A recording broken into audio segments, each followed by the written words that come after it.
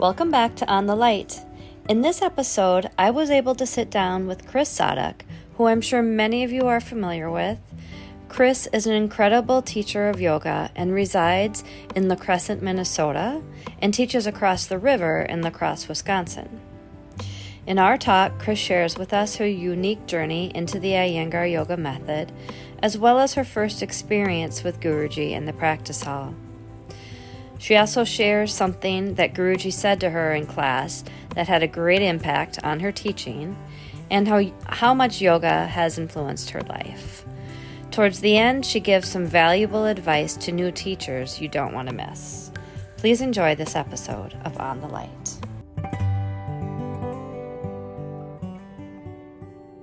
Hello, Chris. Hi. Thank you for agreeing to speak with me today. Well, thank you for having me. So I guess let's just start with, I think it's always good to ask, what was your initial introduction to Iyengar yoga? What brought you to the practice? Well, it's kind of a long path, but I was in graduate school. I was studying to get a master's in math, in applied math, and I really needed to relax. And I went down the street to somebody who supposedly taught yoga. She did not teach Iyengar yoga. It was just it was a relaxation class, really, I would say. Mm-hmm. But during that time, a friend of mine in graduate school gave me Light on Yoga because she wanted to get me a present, and she went to the bookstore and said, "What's the best book on yoga?" And they gave her Light on Yoga. And I tell you, frankly, I looked at that book and I thought you'd have to be hit by a Mack truck to do some of these poses. And I kind of put it on my shelf and thought, okay, that's that. Mm-hmm. And then I was moving. I moved to Racine, Wisconsin, and started my job there teaching math. I took the book with me. I started in another yoga class, and that teacher also didn't teach Iyengar yoga, but she was moving, and she said, if you want to still take yoga, you could go to this teacher in Milwaukee. She teaches from this book, Light on Yoga. Oh. So I got on my Light on Yoga, and I did take some classes from this teacher in Milwaukee, but she was teaching some Iyengar yoga, but she also was answering the phone in between in the class and, doing some. And then my really good friend from graduate school, Sally Rutsky, said to me, I'm going to this yoga camp. Maybe you'd like to go. And that was 1978. Oh, And okay. and actually, Patricia Neal and Mary Dunn's mother, Mary Palmer, were teaching. Mm-hmm. And so I went with Sally, and I had always had scoliosis. I had always had a backache. I thought I was an advanced student because I'd been taking yoga, for a little while then. And so I went to every class, and I would get up in the morning and I would think, how could I even get out of bed, But it wasn't my back. It was my arms and my legs were killing me, They were working so hard in those classes. So that's how I came about in Iyengar yoga. Then I went home and I thought, I've got to find a teacher. This was in Michigan. I lived in Wisconsin. And I found out that there was a woman teaching in Chicago. So that was 90 miles away from me. And I went twice a week. Wow. Yeah, I was really sold. So I went to her until she stopped teaching. And then I started going up north, and that was 100 miles away from me. And Fond du Lac was Bev Graves. And all these people have died since now, but Bev Graves had been with Guruji directly, and she encouraged me to go to India. Okay. So I had only been, teaching I had only been taking classes for a while. Really not that much Iyengar because there was nobody really near me except for these people in Chicago and Fond du Lac. But Bev, I really became very close to her, and she said, you have to go to yoga. You have to go to Iyengar yoga at Rimi, and said you have to go to India. And so she wrote for me. I decided to go in 1980. So that was the first time I went. So it was a long path, but I had the book for many years. It just that was in 75, 76. Somebody gave me that book. Okay. Yeah. So So what year did you go to Remy then? 1980. 1980 you did. Okay. And she arranged for me, she arranged everything for me. I stayed for 2 months and I stayed in one of the rooms that's downstairs that are, now offices and things. So Mhm. I stayed there for the whole 2 months. Yeah, it was a fantastic experience. Wow. Yeah, I'm How really, did you do it with your job? Was it in the summer or something? yes, no, in 1980, that was when I was, okay, so I had a math teaching job. I had given that up and Oh, was going to go back to school in physical therapy. okay. So this was like my third time in school, in college. I had given that, so I was in transition. I actually packed everything into my little Volkswagen Bug Mhm. and moved to LaCrosse, Wisconsin, moved everything there. I didn't have a place to stay or anything and went off to India. Oh, wow. Yeah. So, and that was actually in the fall of 1980, because then in the beginning of 1981, I started taking some classes at the university so that I could go to physical therapy school. Okay. Interesting. Too long a story, maybe. No, not at all. So, so then you went to Pune in 1980. What was your initial experience with Guruji? What were the classes like then? Well, I was really, really lucky because before I went to India, a man named B.I. Tarporwala, his name is in the introduction to Light on Yoga. Okay. He came to the United States and he Okay. actually came to LaCrosse to teach I was teaching at I was going to the university. I was starting to teach at the university at that point. And he came and gave a class. And then he said to me, when you come to India, I have two daughters who are about your age, and I'll meet you at the airport and you can stay with us. Oh, And he lived in Mumbai, yeah, not okay. then Bombay. Mhm. So I arrived in India, it was crazy in the airport, just absolutely nuts. And he was there waiting for me. I stayed with them. And then what happened is I stayed with them every single weekend of that 2 months because I would go to Mumbai because Guruji would teach in Mumbai. Mhm. So I got a lot of one thing that I think it was really special for me is I got a lot of regular classes from Guruji, Oh. not just intensives. These were general classes. Mhm. And B.I. Tarpawala, he always used to say when we would eat dinner, he'd say, this was the table where we wrote Light on Yoga. As Oh, he edited it. He edited it. okay. So you'll see his name in the introduction to Light on Yoga. And he Oh, was a fantastic yoga teacher as well. He helped a lot. He had, bars on his windows and he would rig up ropes and things on his windows. And we would do yoga every morning before we would go to class, and then we would go to class. And so that was my first thing at RIMI was when I went up to the practice room.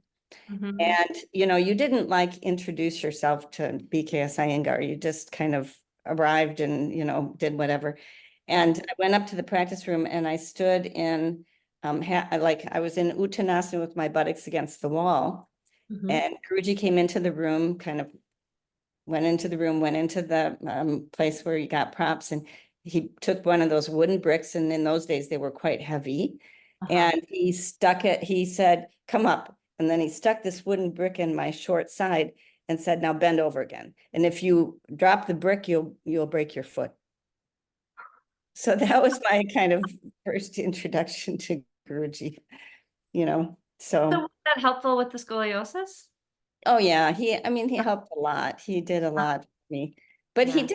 he didn't in later years I would see people with much more severe scoliosis and he would be, doing all sorts of tying them up in different ways and stuff. He didn't do as much of that as he did kind of made me aware of my imbalances and Uh-huh. made me work in the poses with those imbalances. Okay. Interesting. Yeah, so, but every time I would go, he would help with something. Mhm. Mhm. It just making me more aware of the scoliosis. The other thing that I felt really lucky about was because I stayed with the Tarpowalas. Mr. Tarpowala was, he was one of Guruji's like main students in Bombay. So after Guruji would teach, they would have like a little lunch kind of thing, not lunch, but a little snack gathering. So there'd be maybe 8 students or something, and I got to go to those. Mm. So I was pretty quiet, but it was just so fascinating to watch Guruji and how he interacted with people outside of class. Uh-huh. Because he was really just, he was always very interested in everybody's life. He was interested in, what all the kids were doing. He was, chatted about the sports, and he was just a very ordinary person, in many ways. Yeah. And it was just wonderful to see that of him. Uh-huh. That's really lucky that you got to that you experience that with him. Yeah. Mhm. So, yeah, I feel really lucky in that way. So, and also staying at the Institute, that was pretty lucky. Yeah, not many people have been able to do that, I don't think. Yeah, I did it 3 times, 1980, 1982, and then in 1983, my husband and I stayed there Okay. for a month. So, yeah, we actually were in Prashant's old room, the furthest one. Now I think it's the office. Okay. So one of the things I wanted to ask you was what are some of your, or maybe the most valuable lesson that you learned from BKS Iyengar? And I know that you gave a really good talk at the Coast to Coast when you opened up that class. I don't know if you want to recap that, or maybe you have something else you wanted to share. Oh gosh, you mean the latest Coast to Coast? Yeah, yeah, the latest one. Yeah, I can't even remember what I was. Okay. I can look at it again, but the first time I took some students to India was in 1983. Okay. And I was, contrary to what a lot of people felt, I was never afraid of Guruji. I mean, I was never frightened of him or anything. I mean, I had 2 teachers, one in Ann Arbor, Priscilla Neal, who said, oh, it'll be so hard when you go to India. It'll be so difficult. And then I had Bev Graves, who was very sweet and very like, you'll just love it, honey. You'll just love it. So I guess I kind of preferred to believe that I would just love it. And so I never, and Guruji was actually, I mean, I felt like he was really nice to me. I mean, obviously he did everything, like he was strict. He was, got lots of slaps, but it was always, I just never felt that it was unnecessary. He was trying to teach me something always. So the first time I took these students, we're standing up at the front of the class. He says to me, I can tell from your students, you are teaching from your head and not from your heart. Mm. And I felt so bad, because here were my students. Yeah. I mean, as it turned out, they didn't understand a word he said because they hadn't gotten used to his accent yet. So they actually didn't understand him. But I felt so bad, and I didn't even know what he meant. I mean, teaching from my head and not from my heart. I mean, how do you teach from your heart? How do you teach from your head? I didn't know what he was talking about and what he could see in my students. And I felt so bad, but I think that I thought about that for years, and I still think about it, when I teach. Because and I think nowadays more so because Zoom, the whole thing with Zoom, you can't be there with students and kind of see their reaction in their eyes. You can't see the reaction in their bodies very well. It's hard to teach from your heart when you can't be with a person. Yeah. And so I see that, that it makes it much more difficult.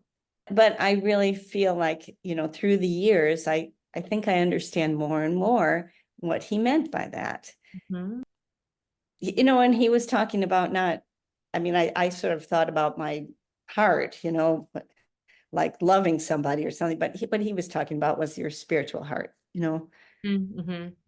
when he talks about teaching from your heart. Yeah. Can you Uh, describe that at all? Like, how do you? Well, it's really being able to be in the other person's psyche, you know, and really be sincere. I mean, and not be in the place where you're trying to impress the students or you're trying to you're just teaching what you know and what you feel instead of, what you're thinking all the time. I mean, obviously when you're teaching, you're thinking a little bit, but there has to be this I mean, I think yoga is an incredible experience of teaching, of understanding the psychology of people that you teach. There's a whole psychology of yoga. It's not just like, okay, I know how to do a pose. Right. So I'm going to teach people how to do a pose. Mhm. That's so little, that's just a very small part of yoga. I think that really comes through in your teaching, Chris. Mm. I mean, I wish I had time to take classes more from you. I hope you do another workshop like we did last December. But one thing that I've noticed is you are the type of teacher where it's not the Chris show. You kind of leave your ego behind and you do teach from the heart. So I really appreciate that about you. Well, thank you. I mean, I do feel like I try not to involve my own personality too much in my teaching, because what I really want to do is teach what Guruji taught, And of course, obviously, I've learned things over, in my own practice and everything. And so obviously I teach things that I have understood from my practice. But, I don't want to entertain, I'm not there to entertain people. And I think that's really important. How about obviously you would have spent a lot of time with Gita Ji and Prashant. Are Mhm. there anything lessons from them or experiences from them that really stand out to you? Well, they're both unbelievable teachers, and they both are, teachers in their own right. They have all of the good things about Guruji, and then some more things. Gita was really, I'm definitely his daughter, and she was so devoted to him and to what he was trying to convey, and she followed him so directly. She was like, sometimes, like, you think about, she was like the Cliff Notes of a novel. She interpreted things that I didn't understand from Guruji. She interpreted them for me much better. And I think a lot of people felt like that Gita was teaching Guruji's teachings, but that she could clearly see what we didn't understand, and she was able to help us understand it better. I think she was really good at that. Prashant, I mean, he's the philosopher, I mean, if you could, I have lots of old notes from Prashant, and we just did really rigorous classes. Prashant, we would do, 10 times headstand, drop over, stand up 10 times, get back on the mat, do it again, do it again. Prashant's classes were amazingly rigorous. And Prashant was, just a fantastic practitioner. His poses. I just always have this picture of him in Pasasana that was just so beautiful. But he could do, full arm balance, drop over, and he'd do it 10 times and go back to the front of the mat. But then he became more, more and more philosophical as time went on. I think he adds that tremendous uh the tremendous reasoning of, why we're doing yoga, that deeper sense of why we're doing yoga. And, I think Prashant feels like we've gone the wrong way in many ways in the West. And I understand, how he feels like that. So I think they just both are fantastic teachers in their own right, but quite different. Yeah, yeah. how about any memories that you might have of spending time with Guruji outside of the practice hall? Well, I loved those lunch, those snack times with him, just watching him interact with other people. There was a time he came to Chicago in 1980 and he did a demonstration, and then he also had some teachers teaching. And I'll never forget one time somebody was teaching, and it was on a stage in a school or something. They were teaching headstand and they put down their mat and everything. And Guruji says, they start teaching and he says, stop, take your mat up. And here's you know how you plug in something, sometimes there can be an outlet in the floor. Oh, yeah. Yeah. And he says, no presence of mind, that was just his way of kind of saying, have you not paid attention, and there was this, and I remember that. And then I remember, when I was teaching once in Ann Arbor, we were teaching in a what was it, a racquetball court. Mhm. And he was coming around, so he'd come around above, like on the stage, but not, I mean, the walkway above the racquetball court.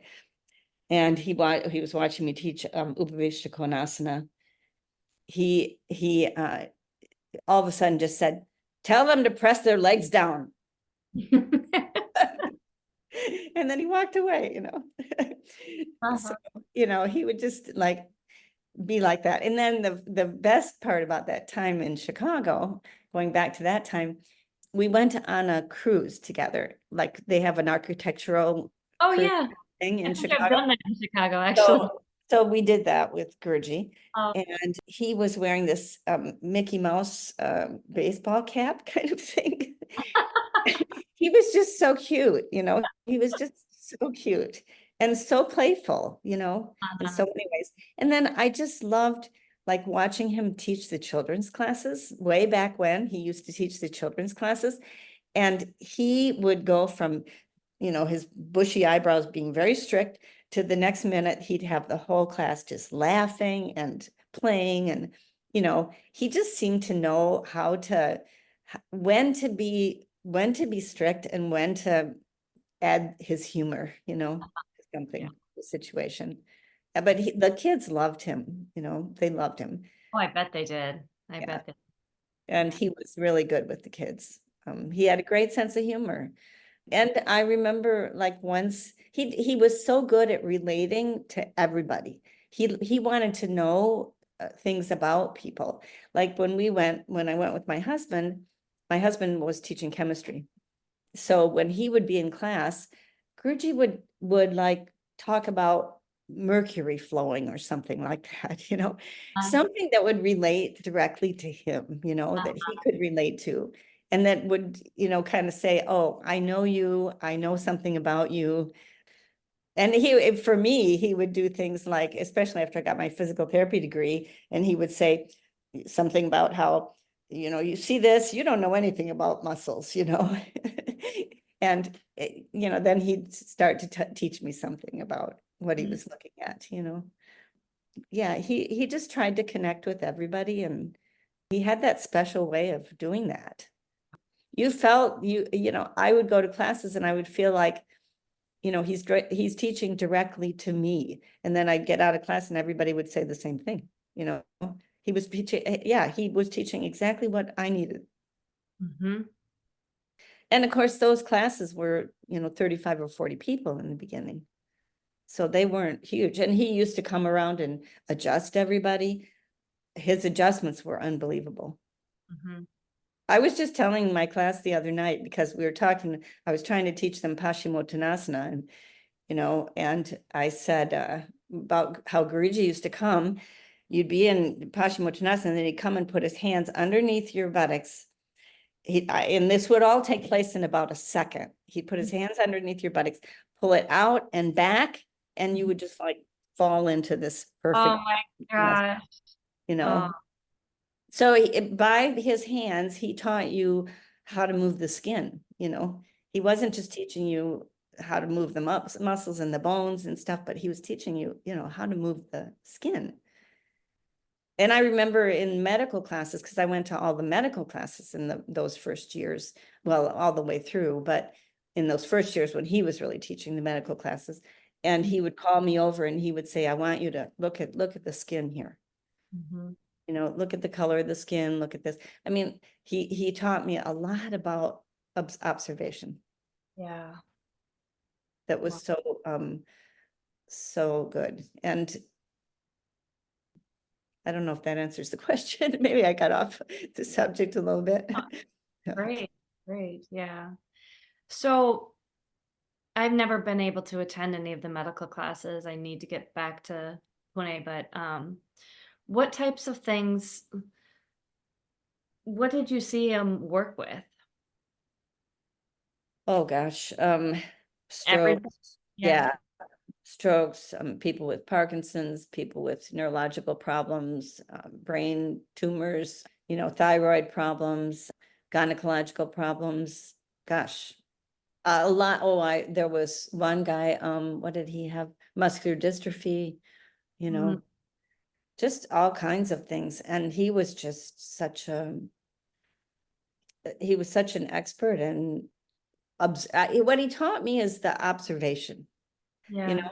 Sometimes I think we're learning now, how to put people in different positions and stuff. And Mhm.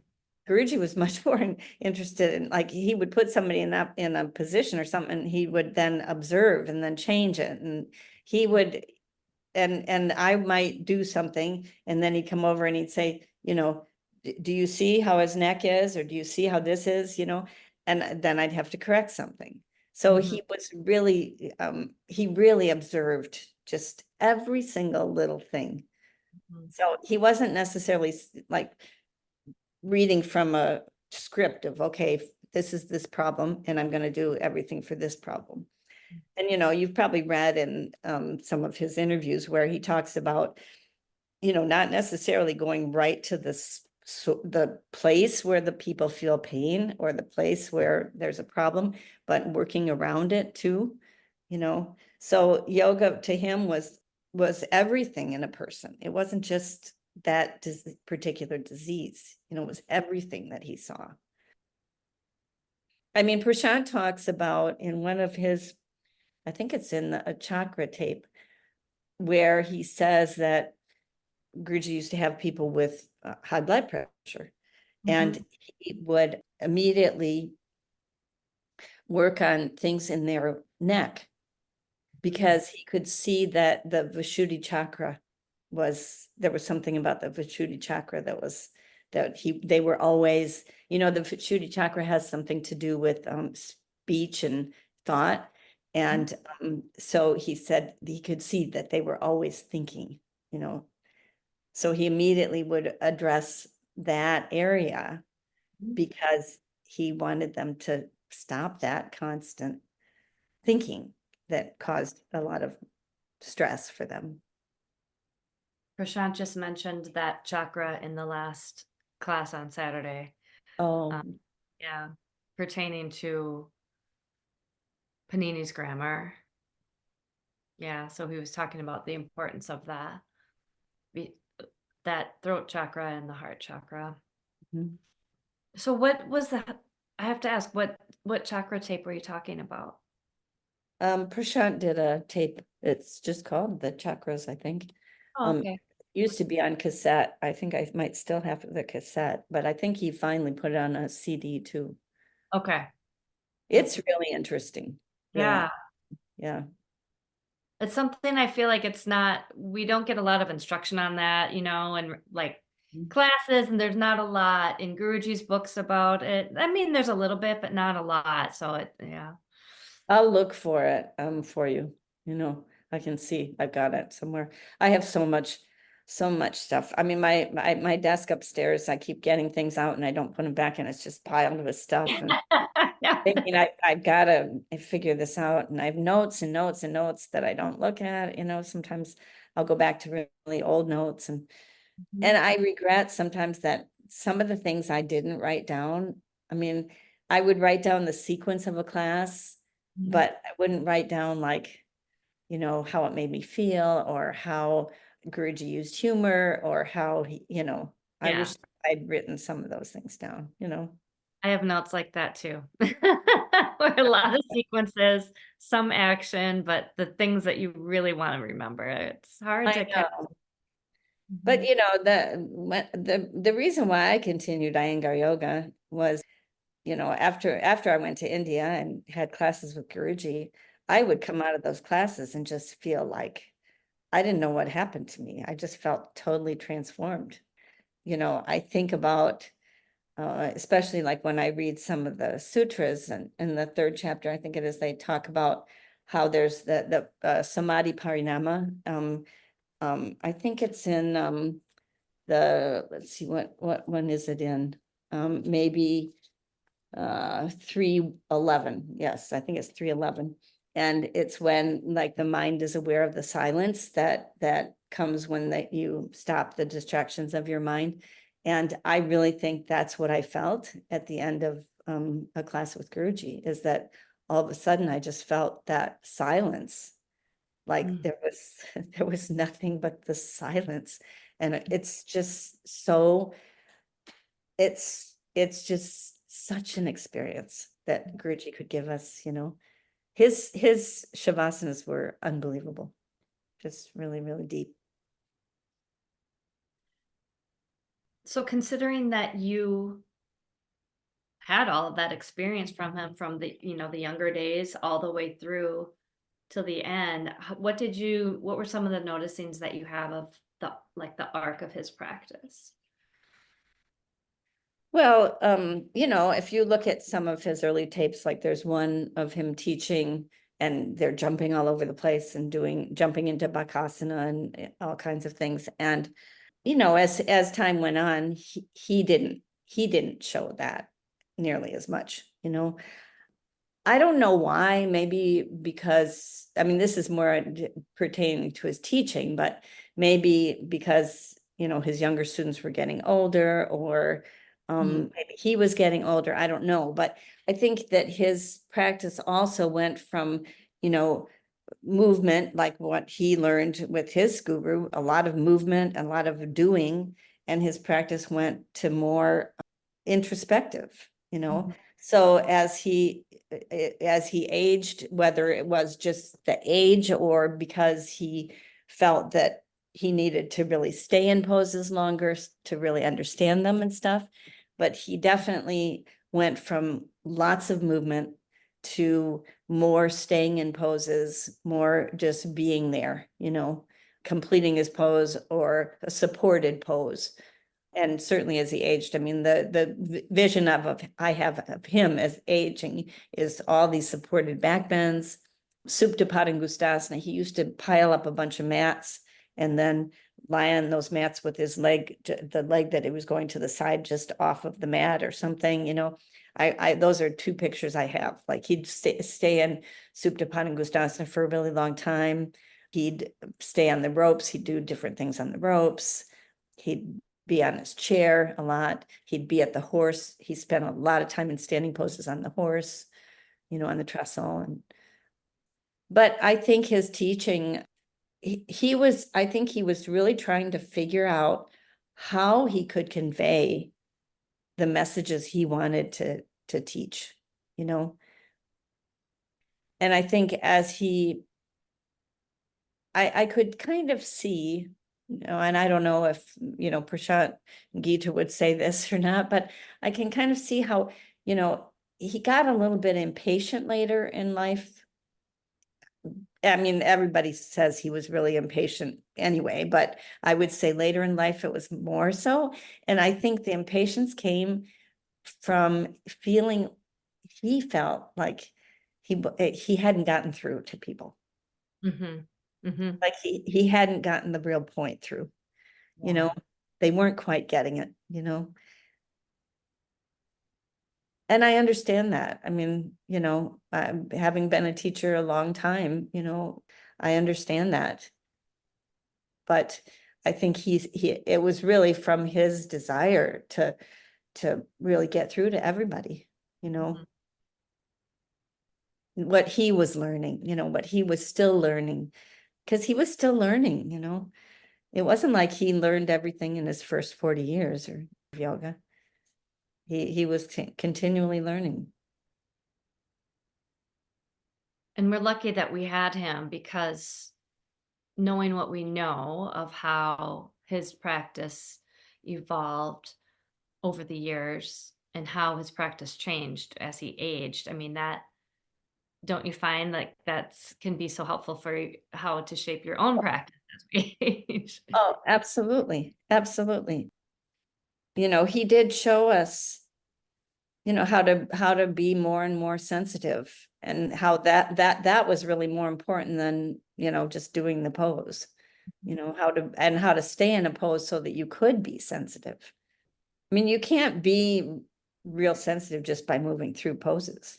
And I think at some point he realized that, and realized that's what he needed to do, and that's what he needed to teach.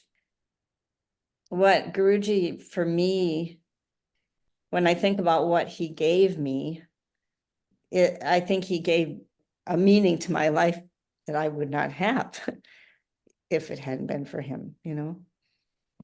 I mean, I can always think of little things. Like, I think that I don't know if I would have gotten, I don't know if I would have gotten married, for example, if it hadn't been for Guruji, because when I came back in 1982, I felt like, okay, I want to get on with life. I want to figure out what I want to do. And I said to the man that became my husband, I said, I just want to know, is this going anywhere or not? Because I want to have kids. I want to do something in my life, and I want to get this settled. Yeah. So, but I So think, the directness you think you learned from? yeah, I think I learned the directness, and the fact that, okay, I mean, I remember when I was leaving Pune in 1982, and I said to him, Guruji, I just hate to go. I just hate to leave. He said, well, you have to leave or you have to stay. And, it was just like that. It was just, you have to leave or you have to stay. And it was so direct, and I thought, okay, like, I guess I need to get on with this and figure out what I'm doing. Yeah. So I think that he helped me with that. And he just gave it gave that directness gave meaning to my life. It gave direction, it gave meaning. Yeah. And I feel like even now, I think the reflection that he taught us, the sensitivity that he tried to impart, the kind of discriminative awareness that you get through yoga, I mean, it helps you in every walk of your life, you know. Yeah, I agree. It helps you in how you relate to people, how you react to people. I mean, it helps me relating to my kids, it helped me with my husband. And, my husband he had Parkinson's, he died of Parkinson's. It helped me, remain, as patient as I could possibly be in those later stages of that. My life would have been a lot different. And now that I'm aging, the thing that I know the most that it's influenced my life is that I know that I can continue to learn. I'm not going to be like, okay, well, now I can relax. I'm retired. I can relax. I am the way I am. You know, Mhm. I think I can still change. I can still maybe, improve in different ways. I can still, look at myself and try to analyze whether I'm doing the right thing or not. Whereas I think that a lot of people who get to my age, it's kind of like, I am what I am. Yeah. That's it. The road. Right. Yeah. And I sort of feel like you're becoming a person until you're no longer a person. Mhm. Mhm. In the human form. Yeah, right, in the human form, right. So, Yeah. That's the beautiful thing about the practice. It's just for the people in your life who aren't yoga practitioners, and I say, well, I'm going to do this workshop this weekend or whatever. I want to go back to India. And they say, don't you already know? I mean, you're a teacher. Don't you already know it? I was like, it's not like that. And it's kind of hard to explain. But yeah, it's a spiritual practice, and it's forever growing, forever growing. Yeah. Well, and I would say that even the people that are fairly close to me, like my sisters, my Yeah. kids, they don't really understand what I do. Yeah, I They don't know. understand it because, they just think I go down to my practice room and, do yoga for hours on end. And, they don't understand that part of it at all, even, but they think of it as a physical practice. Mhm. Um, and to try to explain to them what it has meant to my life, I think I can only do that by my example, I can't really tell them. Yeah. It's an experiential practice. So, Yeah, yeah.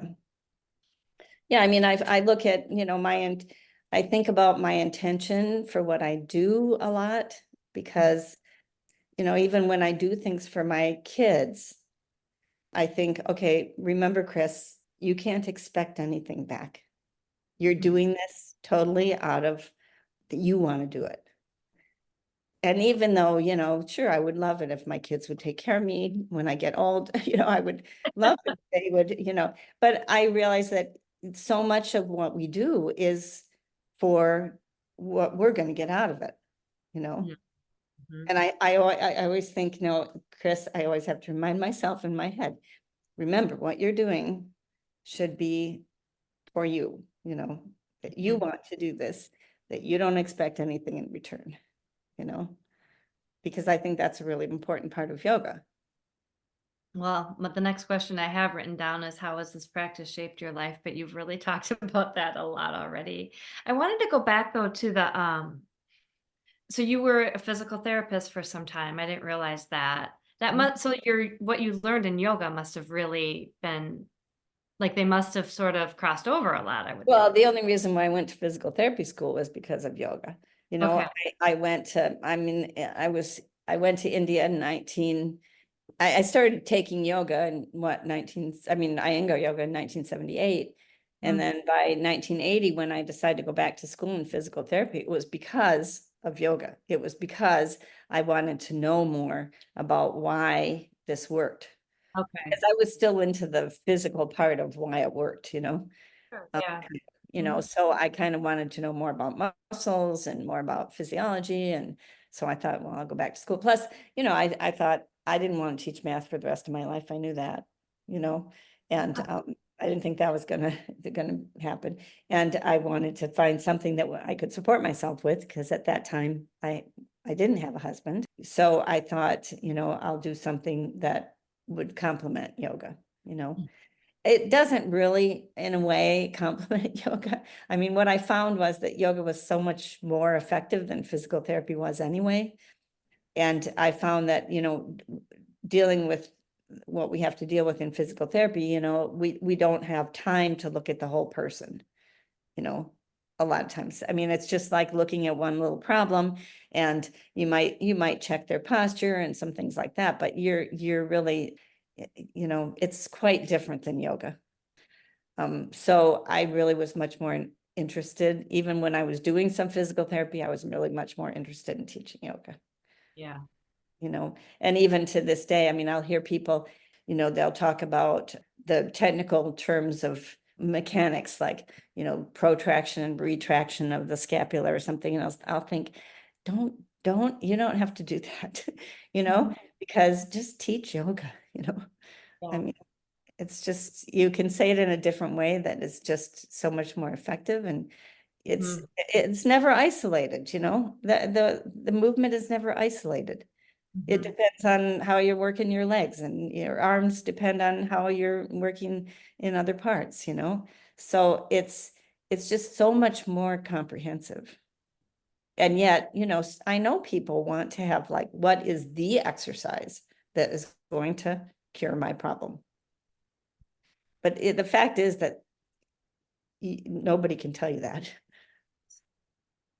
Yeah. right? Nobody can tell you that. Nobody can tell you that. And anyway, it's not the exercise, it's how you're doing it.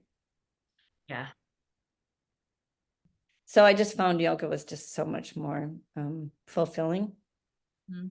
Teaching was so much more fulfilling, but I got started. I mean, at least I had a regular job for a while and, could, I didn't, I was lucky. I never depended on yoga for my livelihood, which was kind of lucky, really. And my husband was incredibly supportive, you know. I mean, I met him because I wanted to meet a woodworker that could make me a backbender. That's how I met him.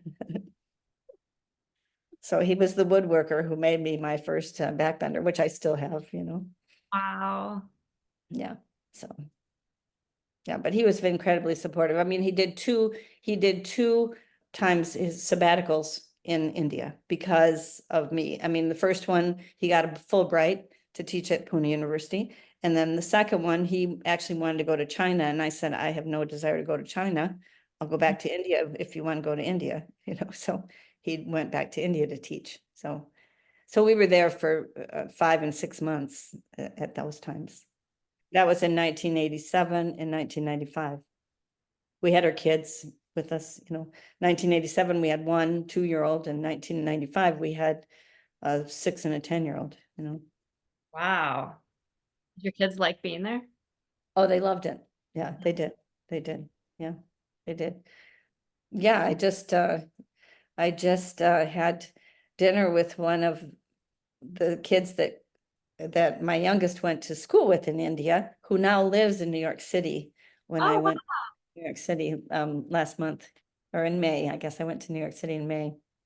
wow. So we're still in touch, and That's yeah. great. So yeah, they liked it. And they went to yoga class, and my oldest one both of them did some yoga when they were pregnant. But now they're busy with other things, and I don't know if they'll come back to it. We'll see. Yeah, we want those things for people in our life, but it has to be on their own Yeah, path and their own terms and all of that. So yeah, yeah, exactly. with Guruji not being with us anymore and Gitaji as well,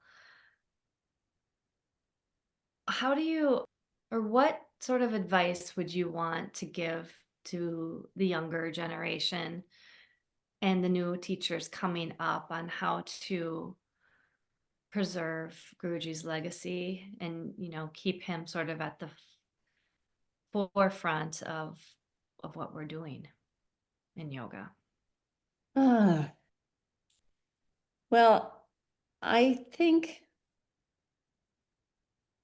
that because yoga has become sort of so popular, and because people, I mean, in LaCrosse, the studio that I had was the first one in LaCrosse. It had been taught at the Y a little bit, but I was really the first one who had a studio. But then since then, that when I opened that in 1988, since then there's been, so many more studios in LaCrosse. And so, teachers are much more concerned with, okay, how are we going to attract students? How are we going to keep this place open? We got to attract students. We got to, the finances of yoga have become a big thing. And I understand all that, but I think it's kind of too bad because when the emphasis is on more on how do we attract students, it's not how to stay true to the subject. Mhm. I mean, I would suggest, if unfortunately, I don't think there are any tapes of Guruji's early teachings, when he first started, when he was teaching like just general classes. There's a few, I think, when he was teaching general classes. I know there's some of Gita teaching some general classes. And of course, there's lots of audio recordings of Gita, but Mhm. not so many of Guruji. But, Guruji was just like very down to earth, strict teaching, but not rigid. He was very firm, not rigid. He didn't care about a lot of entertaining people in any way or variety of, let's do lots of different kinds of things so people won't get bored. You know, I think that nowadays sometimes that happens, how to attract students, make sure they don't get bored because, you want them to stay and stuff. And, I think you can teach the basics well. If you can teach the basics well, and you can really watch the reaction of the students, and you can keep their attention in the room while you're teaching, that's what Guruji did. He absolutely did demand attention. I think that's what's difficult in today's world, because people are not used to paying attention. And so, and Guruji did demand attention, but he demanded attention because he knew that was the only way for people to clear their minds. Mm-hmm. He was interested in culturing their minds. Mm-hmm. Obviously, he was interested in the whole physical part of yoga, but he was interested, especially, I mean, when he was teaching, I think he was much more interested in like the people's reaction to what their not their reaction in terms of did they like it or didn't they like it, but their kind of what happens to them as a person when they do yoga. So I really, I don't know what to tell people nowadays except to be as true to your heart as possible. And the method itself, what is the method? What Yeah. is the method? I mean, I think that's a confusing question nowadays. Yeah. But Guruji's method was really to go through the body to understand the mind and the breath. If you just say this is for your body, it's not going to work. And so I think that that's why I say to teach new teachers, I say prioritize your practice over your teaching, because the only way you're going to learn is through your practice. I mean, obviously you learn it while you're teaching, but your practice is the most important thing. I think sometimes we teach too much. That's really good advice. Yeah. Or we practice to teach.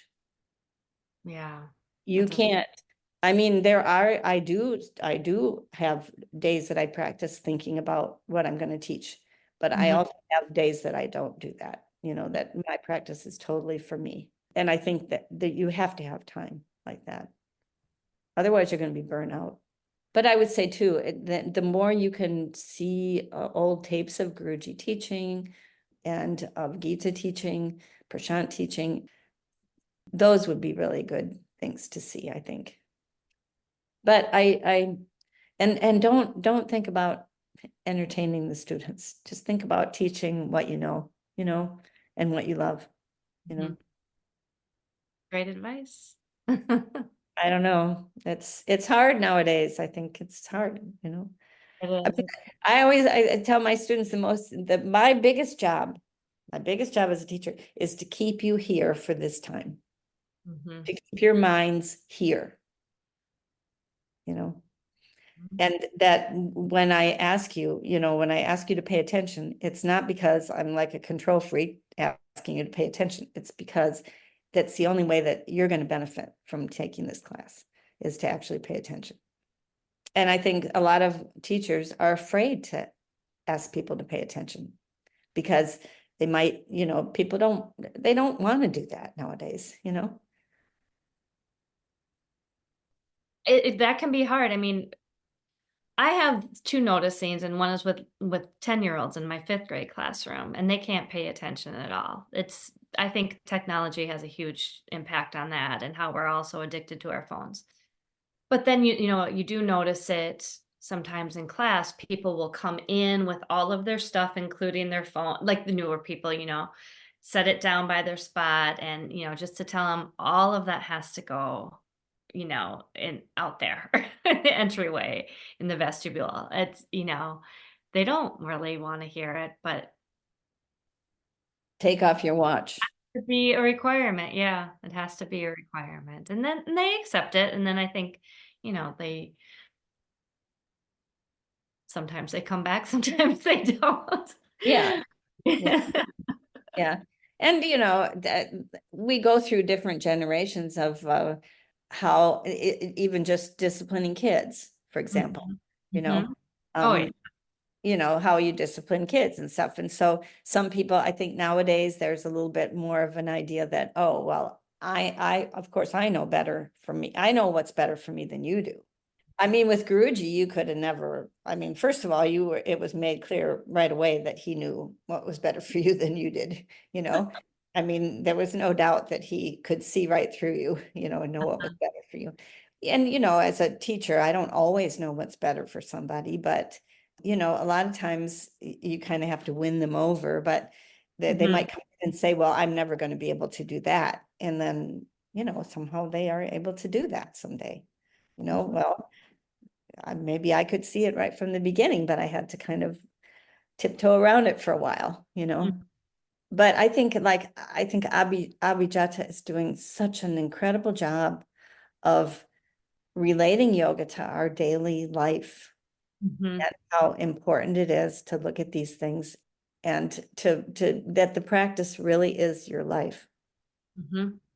And there'll be constant things that come up in your yoga practice. Just the other day, she was talking about Bharanti Darshana and saying, this is where you learn in your yoga practice. This is where you learn that you might be mistaken about things in your daily life. I just feel really lucky because it's added such a richness, to life. A meaning a deeper meaning that I don't know. I mean, I think probably some people get it through their religious beliefs. Some people get it through different things, but it's just a lot less of a sense that all these material things that we do and going out and having fun and everything that's what life is. It isn't for me.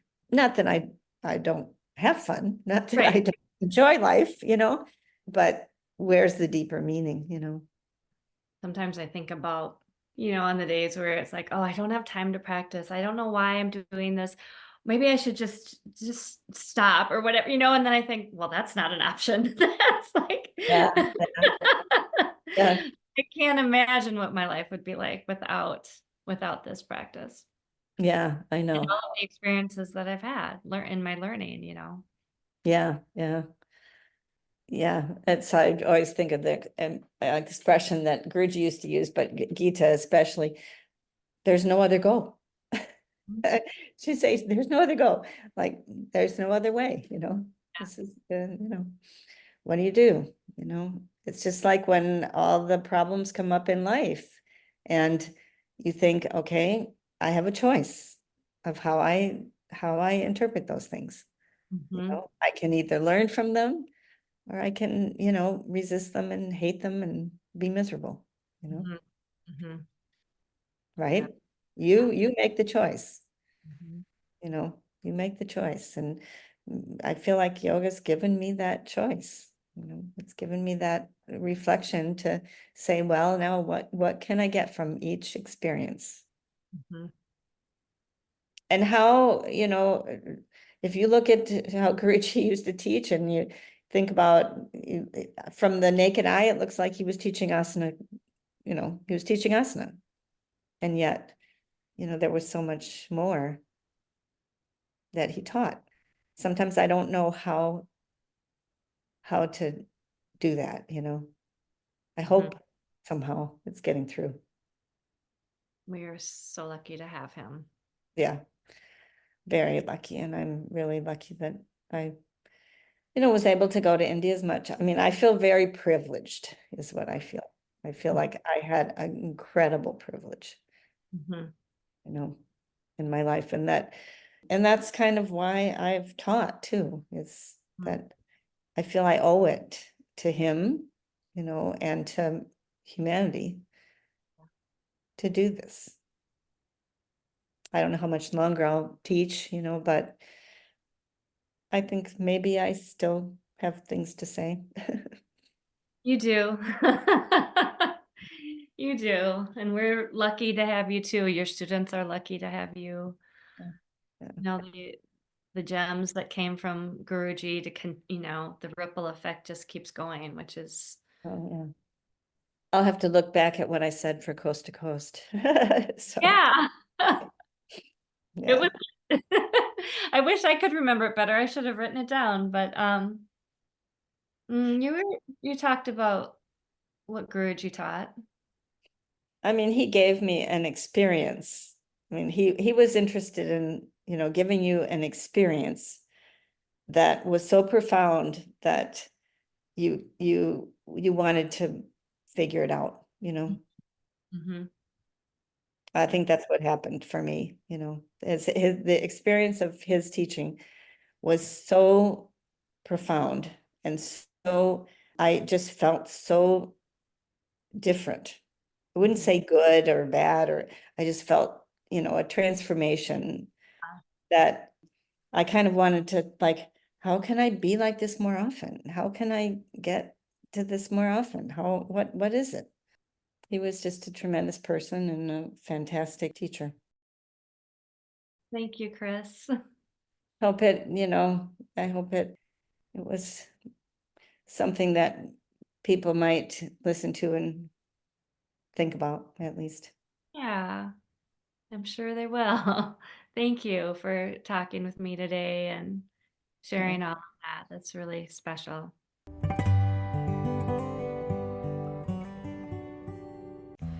Thank you for tuning in to On the Light. I hope you enjoyed this episode as much as I did. You heard in the interview Chris referred to Abhijata's class when she made reference to Branti Darshana.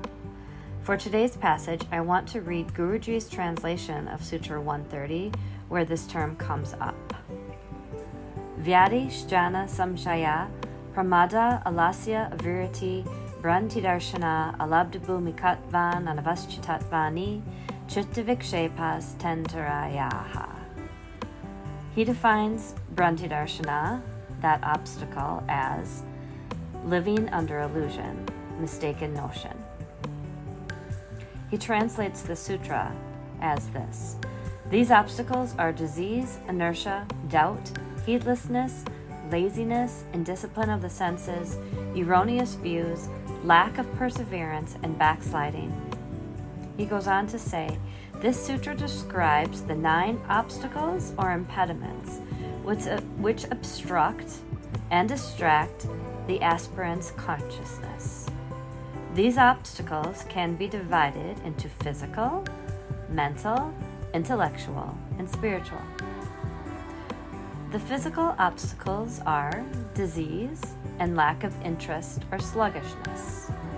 The mental obstacles are lingering doubt, pride or carelessness, idleness, or sense of gratification.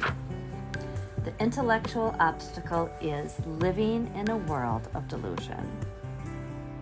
And the spiritual obstacles are lack of perseverance or not being able to hold on to what has been undertaken. And the inability to maintain the progress attained due to pride or stagnation in practices. Then he tells us in Sutra 129, Patanjali indicates that self-realization is possible only when consciousness is free from impediments. Thank you for listening. Namaskar.